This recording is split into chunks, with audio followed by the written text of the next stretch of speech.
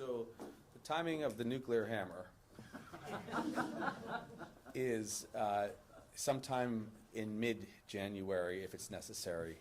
I was asked by leadership at FEMA and at the county to give them a little time through the new year to succeed. Aloha everyone. So that was a quick clip from a press conference this past Friday, December 15th. Now, what is the nuclear hammer that Governor Josh Greene is talking about? Well, it's his threat to impose a moratorium on all Maui short-term rentals if he can't entice enough short-term rental owners to offer their property as a long-term rental to people displaced by the Lahaina fires. Around 12,000 people were displaced by the fire, and around 7,000 are still being housed in hotels. So we need around 3,000 properties to temporarily make the conversion in order to get everyone into long-term housing. In this video, I'm going to share the portions of this press conference that detail the incentives that are going to be offered, as well as the details of the quote-unquote nuclear hammer. By the way, I do own a short-term rental property here on Maui myself, and I definitely plan to convert my property to a long-term rental to house those displaced by the fire. It just seems like the right thing to do. I'm currently in the early stages of working out the lease price and terms with FEMA, so subscribe to my channel and I will do more video updates on how the process is working out for me. And feel free to share this video with anyone you know that owns a vacation rental property on Maui. Okay, let's take a look at what the governor had to say. So as you know, we need to house people. At our peak after the wildfire, so 12,000 individuals were displaced in Lahaina, and within 14 days, 7,996 people ended up in hotel rooms. And many of those individuals are still in hotel rooms because we just don't want anyone to be homeless. And long term, as you know, we're going to rebuild housing for people. It takes a lot of energy, a lot of resource, and a lot of time.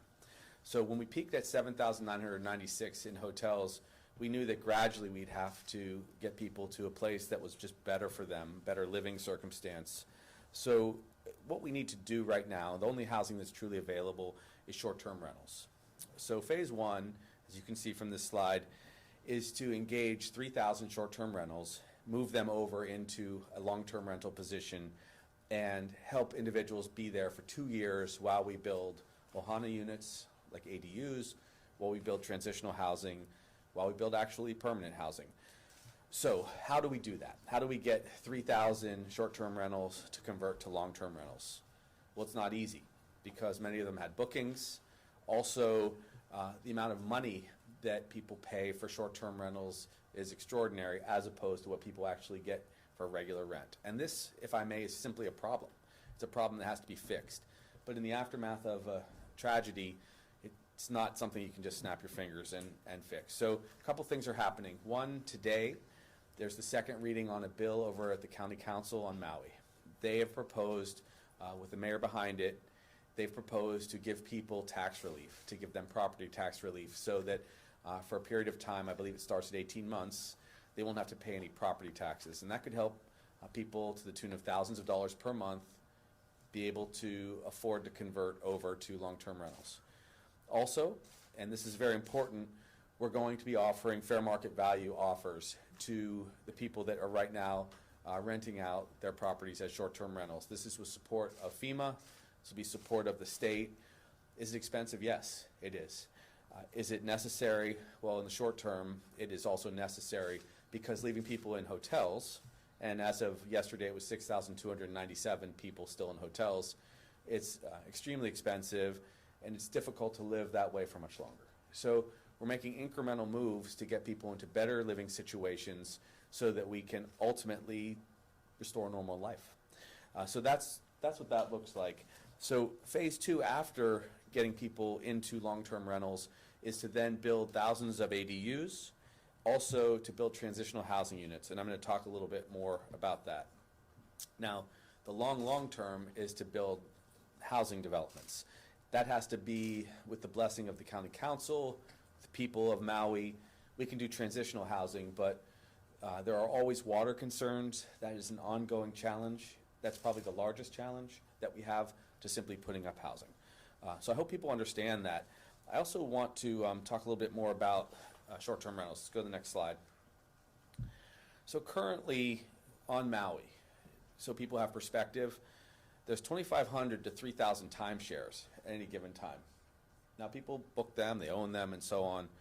They're units that people can live in, but they are timeshares right now.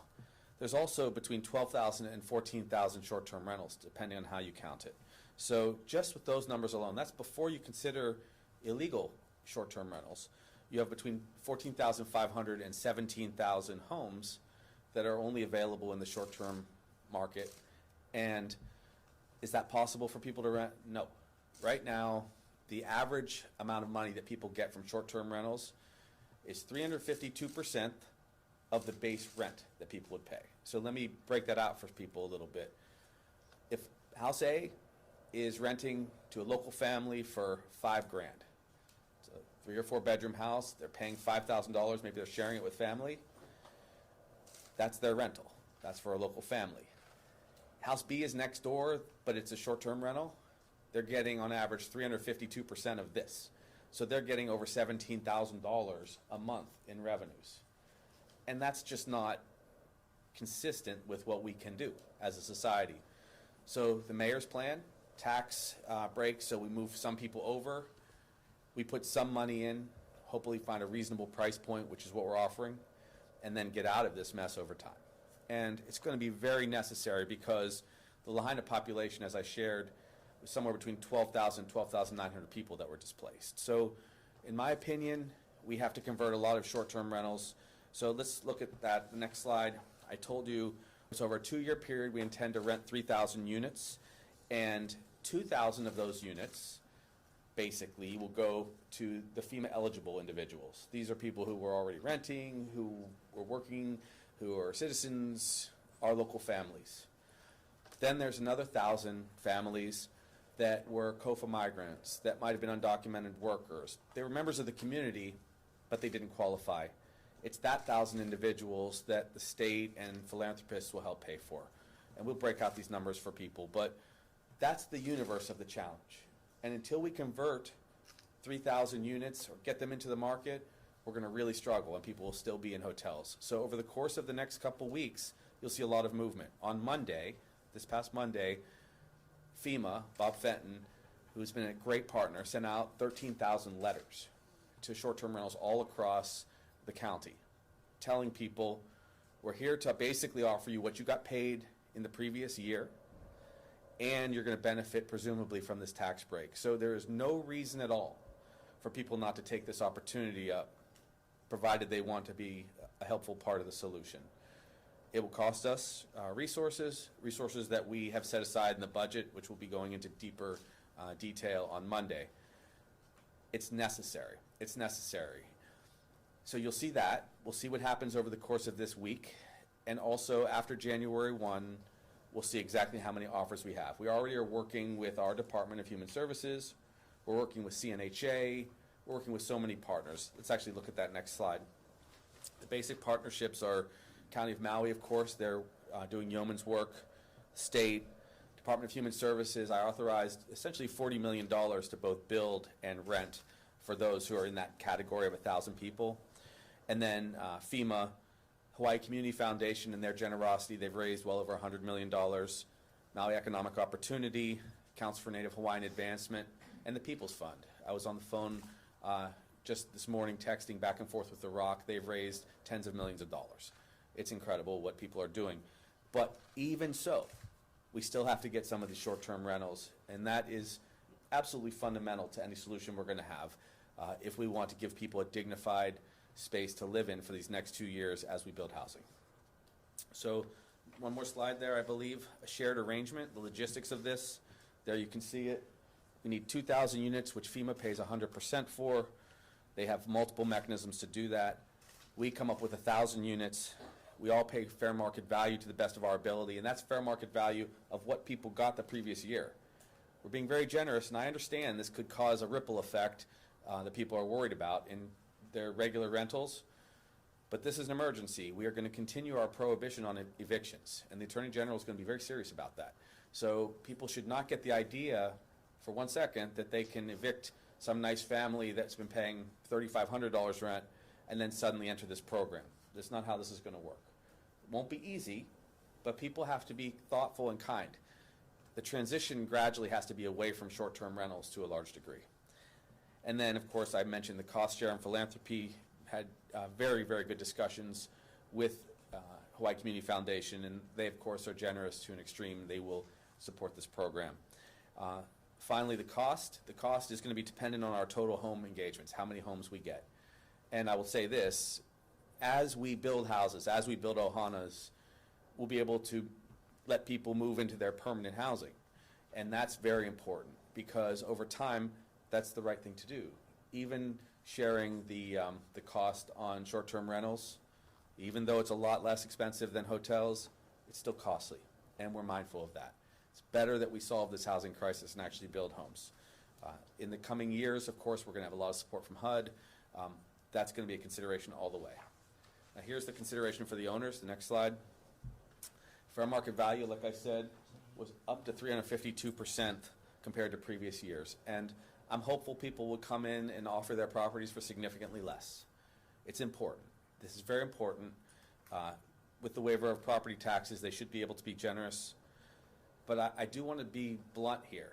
If we don't get people stepping up, I'm going to drop the hammer on short-term rentals that aren't able to be used for our people. It's just not okay that we don't have housing for our local people. And so I will propose a moratorium on short-term rentals through emergency rules. I'm sure we will face litigation, but I will do it if we don't get 3,000 units for our people who have been living in hotels, because it's not civilized to make people wait to get housing after they've lost their home in a fire. That may be viewed as fairly controversial, not from the perspective of someone who's got a family of 5, 6 people and they've been living in a hotel room. They need to be helped. So I'll do that if necessary. So from here, I share the question and answer portion of the press conference that clarifies more details on the incentives being offered, as well as the timing of a potential moratorium. So Darrell is seeking clarification on the dollar amount that we're going to be paying for these STRs. Yes, okay, so good. I appreciate the question. So for clarification, again, there's kind of two subsets of what we're paying for the short-term rentals. On the federal side, they are going to take responsibility for what they already are committed to, which is individuals who qualify in all ways.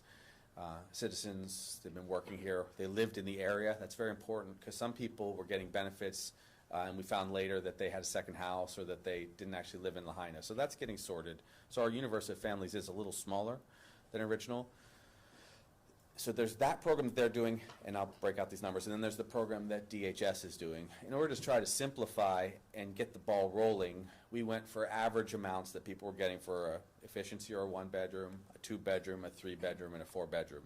That's where the numbers were essentially like 5,000, 7,000, 9,000, 11,000 for some large houses.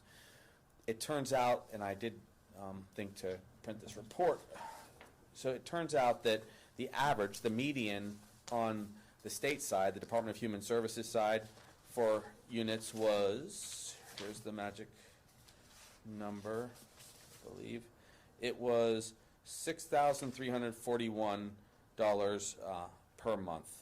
That was the average through the Department of Human Services program that they've launched. So that's also called the Rental Assistance Program, DHS RAP, Rental Assistance Program. So we're going to do what we can to get the average that they got the previous year, and we have a lot of records on that. And the negotiations that the federal guys are doing also is meant to do that. So it should come in, that's of course for the average based on this initial cohort that went in. The larger units of course cost more, but they can also house a lot more people. The reason again that this is a sensible investment from our perspective is number one, people want to stay on Maui and have their lives, and two, the hotel room rates, as you know, and we're so thankful to the hotels who stepped into the program, the 40 hotels, are much higher. And so we were seeing costs as high as, once you added food and services, you know, $350, $400, $500 a day for some facilities, and that pencils out more than twice this cost. So we're finalizing these details. We'd like to do them in mass when we have an opportunity to get, if we can, say a whole building, or people who do a whole timeshare company will do that. If we get fortunate and get, say, extra help from Airbnb, which is what our human services team is doing, we'll go with a large number of units. We've asked them to waive any of the cancellation fees, which we can do under the emergency proclamation, because otherwise it's pretty high. And I know that a lot of people are having difficulty with this proposal because they already had individuals that had gone to contract to rent a short-term rental throughout the year. But at the end of the day, housing our local people is more important, and that's why we, instead of trying to undercut the market, which we felt would not be effective, we're just trying to make sure we get the housing up now. And the faster we then subsequently build, the more quickly we'll be able to get people into permanent houses. Why wait on the moratorium? Why not just do it? Yeah, a couple questions there. Sorry, So, I'm trying to jam them all. no, it's good. Yeah, it's good. So the first question is, can people, well, let me ask both questions. You asked the question, is the eviction language strong enough, and does it address the full concern that someone should not be evicted for any reason in order to displace to a higher, paying opportunity? We may have to be, I guess, more clear about that, and that's probably coming on or around January 4th, when the emergency proclamation has to be upped again for 2 months. The other question about why not just do the moratorium right now, we're doing all that we can to be thoughtful about everyone. The individuals that, of course, were displaced are top of mind, but also we're mindful that there is an economy on Maui, and if I pull that trigger too quickly, it could create lawsuits that end up costing us 4 months, 6 months, a year in court, and I don't want to, I don't want to lose a battle in court. So I'm really, my approach, if you want to just know exactly what I'm thinking, is I want to give people this opportunity to come along, because it's only been a few dozen so far that came in willingly without any help. I'd have to also ask CNHA. I believe they've had some significant success. We have a lot of different people on the ground trying to make this happen. And the largest impetus to move, I believe, is going to first be the tax break, when people realize they can save themselves significant taxes. I will also tell you that taxes are going to go up on short-term rentals after the new year, once there's time to pass legislation to that effect, I believe, from the county side. That I've heard that, and I think that that's probably the right thing to do. So we're trying to ask people to work as partners. Interestingly, just like we ask people to be partners in the Maui Recovery Fund. We're not trying to force anyone to do things. We're trying to encourage people to adhere to the values that we have in Hawaii, which is that we care for one another. So Dan's question is seeking clarity around a deadline or a timeline for the potential moratorium, or as the governor called it today, the hammer. Okay, so the timing of the nuclear hammer is sometime in mid-January, if it's necessary. I was asked by leadership at FEMA and at the county just to give them a little time through the new year to succeed. Obviously, the tax break hasn't even, I don't believe, been fully voted forward unless it happened in this last half hour. So we'll have news about that today, I think. Also, it's just there was so many people that had from years past already booked right through January 1. I thought rather than create chaos, we asked humbly for people to understand and stay at the hotels through the new year. That's why we worked very hard behind the scenes to kind of put the brakes on anyone moving people again from one hotel to the next. And then shortly after New Year's, I'll take whatever action is necessary, honestly, to get people into the program.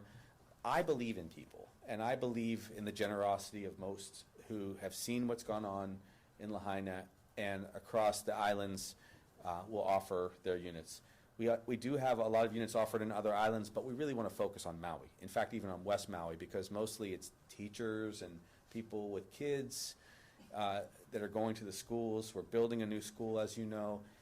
We want people to have that option. So it's going to take a few weeks. We will get extensions if we have to, but February 10th is one of the fairly hard deadlines that exists with FEMA. That's when their full supported hotels, the non-conjugate sheltering, the hotel sheltering, technically begins to go away, and then the costs come more fully to the state. So we're motivated. We're motivated to get people mostly into a place where they have a kitchen and maybe a yard, space for their keiki.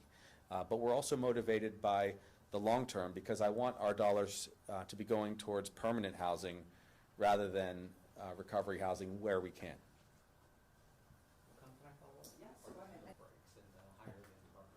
Well, thank you. So the question was, does the letter mention that? No, the letter focuses on the positive, which is an opportunity to get the tax break and to get this competitive rate, which is quite generous.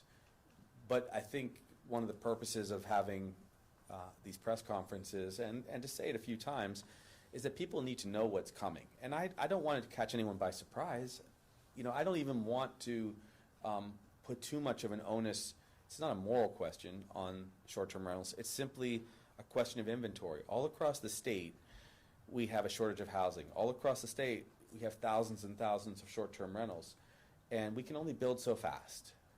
So we're going to have to take this issue up, and Bob is being very nice when he makes these offers, and the president's been very generous in support.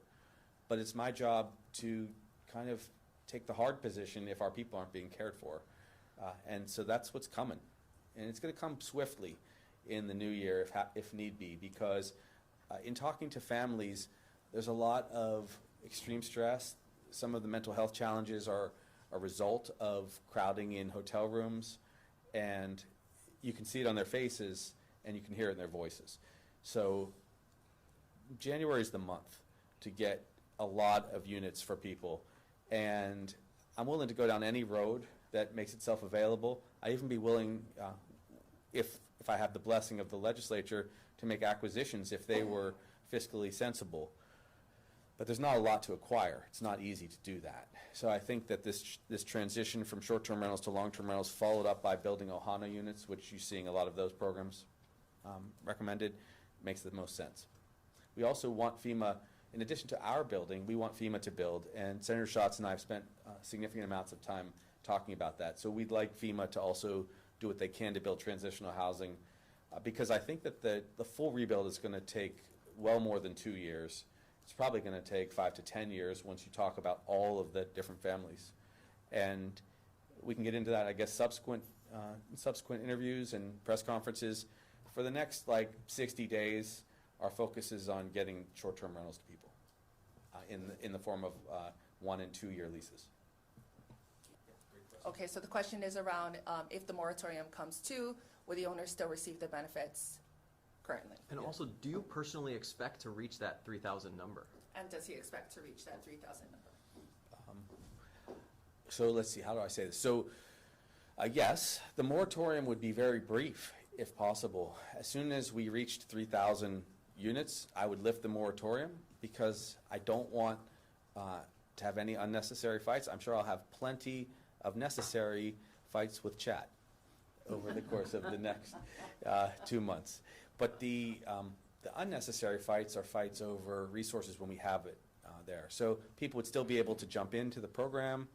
They would be able to get the tax break. In the bill, if you read it carefully, there's a window of opportunity. If you go soon, if you go quickly into the mayor's plan and the county council's plan. And I want to really thank the council and the mayor for being supportive of all these things, resources for those who lost a loved one, and these housing initiatives, which are very smart. They get a bigger benefit. So yeah, and the answer is, do I think that we'll get to 3,000 units? I suspect we will.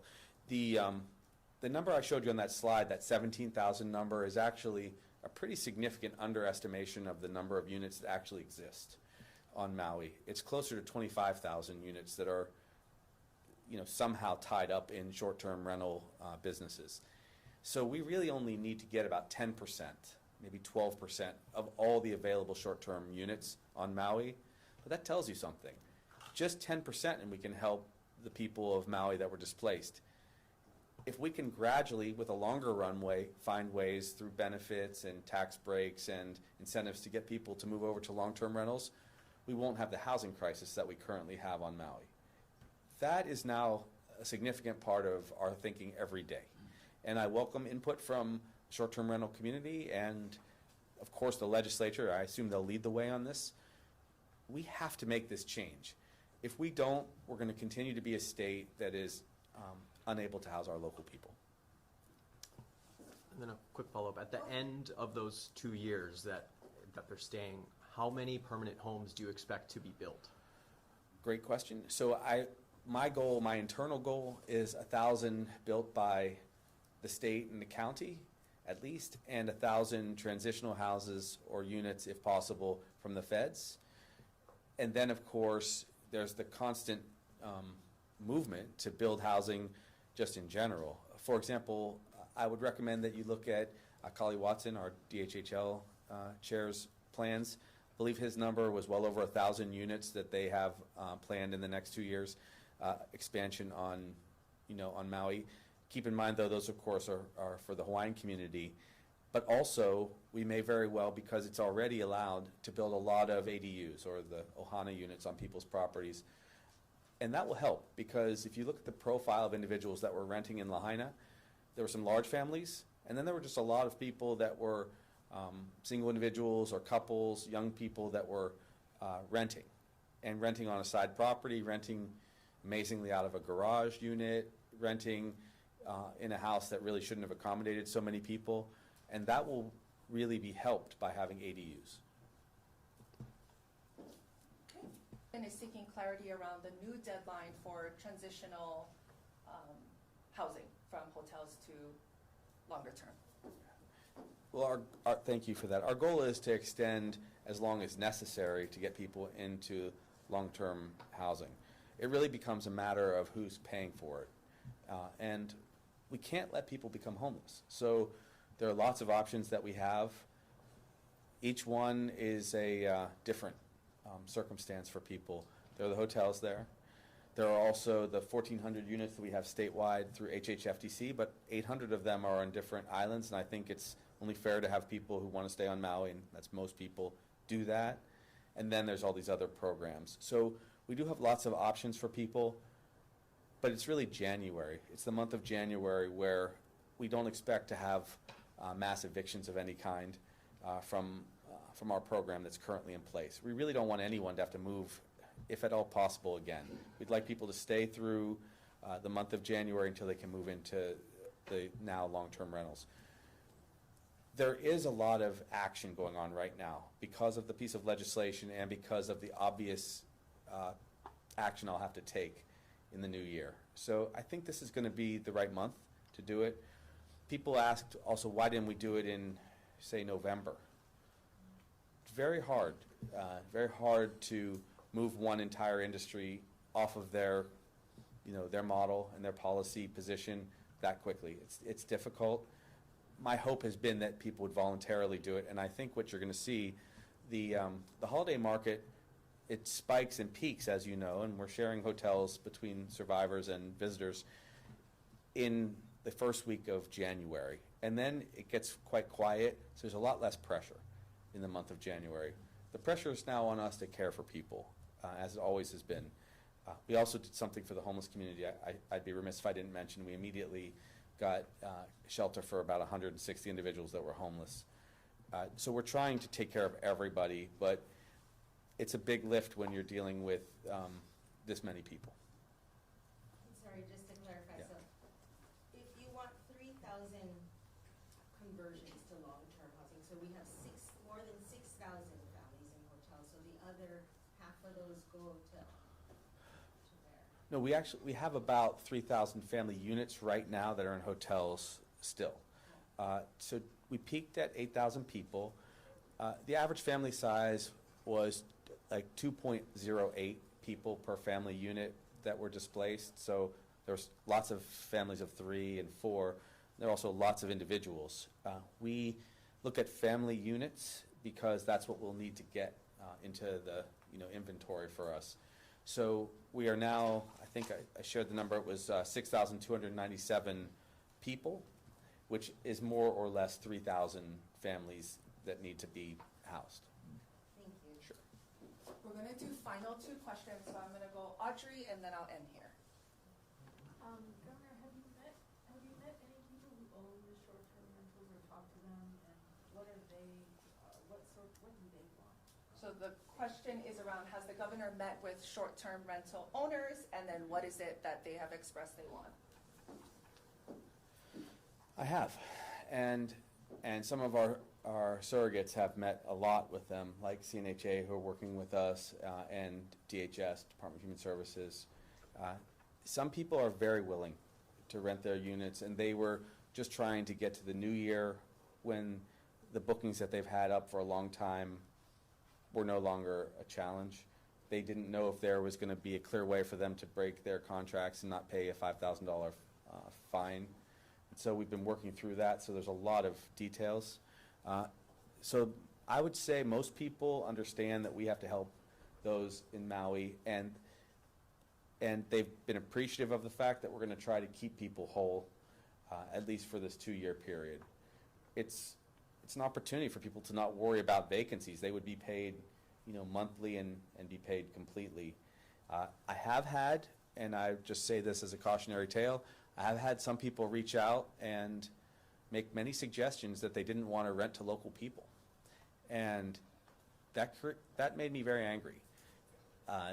Some people suggested that they didn't trust people would leave the units when the program was coming to an end. Some people didn't trust that when there were more local people who might have larger families, that they would treat the unit with respect. And that's not anything I've seen. I've seen people show great respect, even under circumstances when they've been traumatized. But we have had multiple individuals share that with us, or share with us insinuating comments that they shouldn't be forced to change their model, that that's their right to rent to whomever they choose. And I will just say this. We don't have enough housing in Hawaii. The short-term market is occupying tens of thousands of houses that we need to put into the workforce, working families like nurses and teachers, firefighters that live and work and help us through these crises. And so things have to change. And I'd like to change gradually, but if we have to shutter the system to get it going, I will. But to the earlier question that Bryce made, we'll still make it possible for people to not lose financially, because I don't want to end up in a wasteful set of legal hearings. Okay, so that's it for this update on the potential short-term rental ban on Maui, or as the governor described it, the nuclear hammer. Don't forget to smash the like button, subscribe for more updates on how the conversion of my personal short-term rental plays out, and share this video with anyone that owns real estate here on Maui. Thanks for watching, and we'll see you on the next one. Aloha.